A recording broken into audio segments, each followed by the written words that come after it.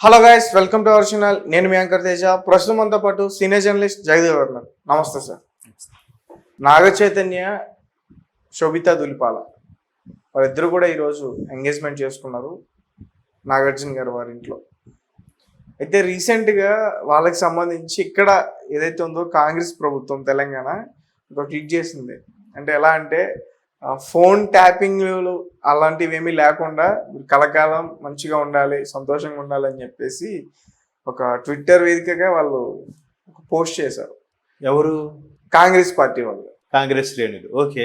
So దానికి సంబంధించి అంటే ఫోన్ ట్యాపింగ్ ఎందుకు వచ్చింది అన్నట్టు అర్థం. సో నాగ చైతన్య, సమంత చిన్న అంటే విడిపోయారు. విడిపోయిన ఇప్పుడు 2 ఏళ్ళు అయింది అనుకుంటా కదా, 3 ఏళ్ళు అయింది. 2 ఏళ్ళు కదా, 4 ఏళ్ళు అయింది. 4 ఏళ్ళు అయిందా విడిపోయి? 2017లో పెళ్లి చేసుకున్నారు వాళ్ళు. 2021లో విడాకులు అయినాయి. ఇప్పటి వరకు అట్లా వాళ్ళు విడిపోయి 4 సంవత్సరాలు అయింది. సో ఆ తర్వాత ఇప్పుడు ఈ శోభితతో ఎంగేజ్మెంట్. పొద్దున కూడా వార్త వస్తే ఇది పుకారేమో అని డౌట్ వచ్చింది, కానీ బట్ ఒక న్యూస్ సంబంధించిన యాప్ క్లియర్గా ఇచ్చింది ఇట్లా అవుతున్నాడు. వాళ్ళ లీడ్ దొరకకుండా వాళ్ళు అట్లా ఇవ్వరు కదా. సో ఓకే అనుకుంటే మధ్యాహ్నం నాగార్జున గారు ఫొటోస్ కూడా లీక్ చేశారు ఎంగేజ్మెంట్. ఆయన అకౌంట్ ద్వారా పంపించారు.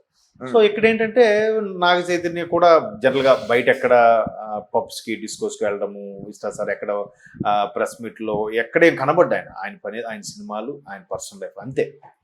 చాలా జెంట్లుగానే ఉంటాడు ఆయన కూడా. సో ఈ శోభిత అనే అమ్మాయి నాకు తెలిసి హిందీ, బాలీవుడ్లో కూడా, హాలీవుడ్లో కూడా చేసింది ఆమె. ఒక ఓటీటీకి అయితే బెస్ట్ యాక్ట్రెస్ ఓటీటీ అనే అవార్డు తీసుకుంది. మంకీ మ్యాన్ అని ఒక హాలీవుడ్ సినిమాలో యాక్ట్ చేసిందంట.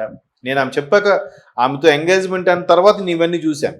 ఎందుకంటే నేను ఫస్ట్ ఆమె చూసింది గూఢచారి సినిమాలో. గూఢచారిలో అడివిశేష్ పక్కన నటించారు ఆవిడ. సో ఆ తర్వాత పొన్నియిన్ సెల్వన్లో కూడా చూసాం. అంటే ఇట్లా గూఢచారి మేజర్లో కూడా ఒక అఫీషియల్కి, హైరార్కి అఫీషియల్గా హోటల్లో స్టే చేయడము అనేది కూడా చూసాం. అయితే ఈవిడ ఎవరు అంటే ఒక మోడలరు, మిస్ ఫెమినా 2013లో Femina Miss India something award కూడా విన్నర్ ఆవిడ. ఆ తర్వాత ఏంటి అనుకుంటే సరే ఈవిడికి నాగ చైతన్యకి ఎక్కడ పరిచయం అనేది చూసుకుంటే మేబీ గూఢచారి సినిమా వాళ్ళ అన్నపూర్ణ ప్రొడక్షన్స్ కాబట్టి అక్కడెక్కడో పరిచయం ఉంది. బట్ హైరే పెద్ద పెద్ద వాళ్ళు అట్లాగే పరిచయాలు అవుతాయి. మేబీ అది ప్రేమగా దారి తీసుండొచ్చు, లేదా పెళ్లి వరకు 7 అడుగులు పడేలాగా చూస్తుండొచ్చు. అయితే ఈవిడ ఎంత పాష్గా ఉంది, మోడలింగ్ చేస్తుంది, ఇది చూస్తే తెలుగులో మాట్లాడుతుంది. నాకు షాకే.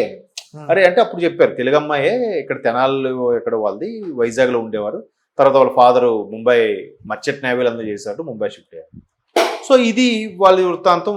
మొత్తానికి ఇద్దరు ఇష్టపడ్డారు, ఎంగేజ్మెంట్ అయింది, త్వరలో పెళ్ళి.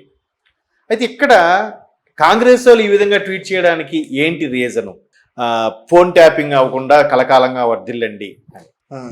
గతంలో కాదు, మొన్న తెలంగాణలో బీఆర్ఎస్ ప్రభుత్వం ఓటమి తర్వాత ఫోన్ ట్యాపింగ్ వ్యవహారం కుదేలు చేసి సినిమా ప్రముఖుల గురించి కూడా బయటకు వచ్చేవారు. ప్రణీత్, అందులో సమంత గారు కూడా ఉన్నారు. ప్రణీత్ అన్నారు. అవును, ప్రణీత్ గారు డీసీపీ ఏదో ఆయన దొరికాడు, డీసీపీ. ఆయన సీడీలు బ్లాక్ చేసి అవన్నీ ఇప్పుడు కేసులు ఎదుర్కొంటున్నారు. ఆయన హయాంలో ఉన్న ఆఫీసర్ కూడా ఎక్కడ యూఎస్లో ఉంటే వాడిని కూడా రప్పించి రాక్షణ ఇప్పించారు. అసలు ఎవరు ఎక్కడ ఏ నాయకులు ఎలా మాట్లాడుకుంటుంటే ఇవన్నీ ఫోన్ ట్యాప్ చేయించారు. అది ఎక్కడో జర్మనీ నుంచో ఎక్కడి నుంచో ఒక ఎక్విప్మెంట్ తెప్పించారు. అదొక 200 మీటర్లో ఒక పోలికి కడితే వీళ్ళు ఇక్కడ ఏం మాట్లాడుకున్నా క్లియర్గా స్పష్టంగా వినిపిస్తుంది అన్నట్టుగా ఆ డివైస్ ఏదో రకరకాలుగా మనం చూసాం. ఒక నెల రోజుల పాటు కుదేలు చేసేసింది ఫోన్ ట్యాపింగ్ వ్యవహారం.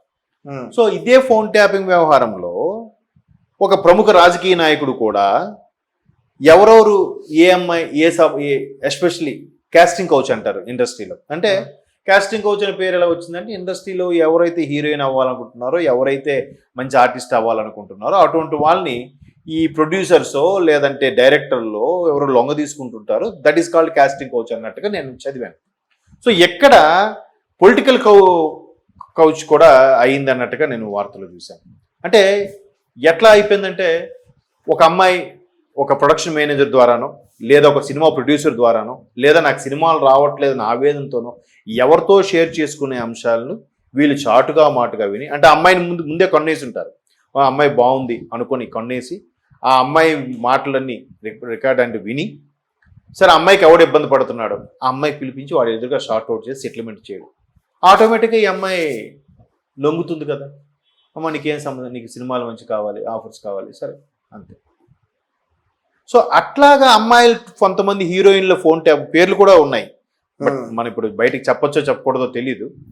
ఇట్లాగే ఇంకొంతమంది వీళ్ళకి ఫేవర్గా ఉన్న కొంతమంది జ్యోతిష్యులు కూడా ఇట్లాంటి ఫోన్ ట్యాపింగ్ వ్యవహారాలు వినే వాళ్ళకి భవిష్యత్తులో ఇలా ఉండబోతుందని చెప్పారన్నట్టు కూడా కొన్ని వార్తలు వచ్చాయి.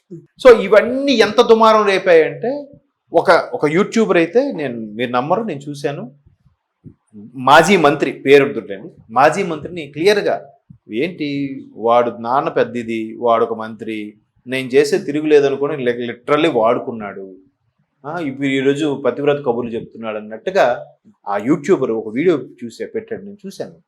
ఈనేటంత పచ్చిగా మాట్లాడేస్తున్నాడని.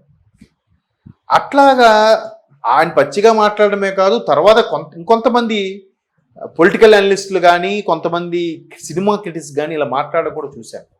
మేబీ వార్తలో వాస్తవం ఉందేమో అనుకుంటే, బట్ నాట్ షూర్.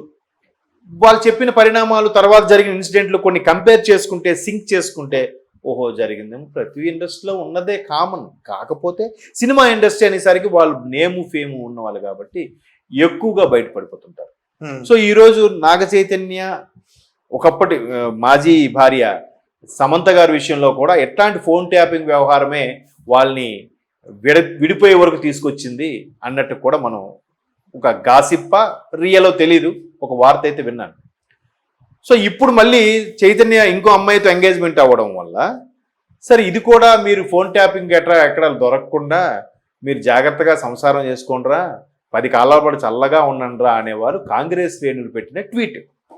అంటే దాంట్లో ఎంత ఎటకారం ఉందంటే గత ప్రభుత్వాల్లో చేసిన వైఫల్యాలకి ప్రతిపక్షంలో ఉన్న నాయకులకి చెంపపెట్టులాగే వీళ్ళు స్టేట్మెంట్ ఇచ్చారు అనేది అర్థమవుతుంది. సో ఆ ఉద్దేశంతో వాళ్ళు అలా పెట్టుంటారు. ఇద్దరు స్టడీగా ఉంటున్నారు. అసలు ఎవడేం చేస్తారో వెంటనే కౌంటర్, వీడేం చేస్తారో వీడి మళ్ళీ కౌంటర్, వీళ్ళకి ఒక టీం వీళ్ళకి ఒక టీం, సెపరేట్గా సోషల్ మీడియా టీంలు ఉంటున్నాయి. వాళ్ళ తరపు వీళ్ళకి పుకార్లు కూడా రాసేస్తున్నారు. కొన్నిసార్లు ఆ పుకార్లు కూడా 10 సార్లు చొప్పించి నిజం చేసేలా చేసేస్తున్నారు. బట్ ఏది నిజమో ఏది అబద్ధమో తెలియట్లేదు.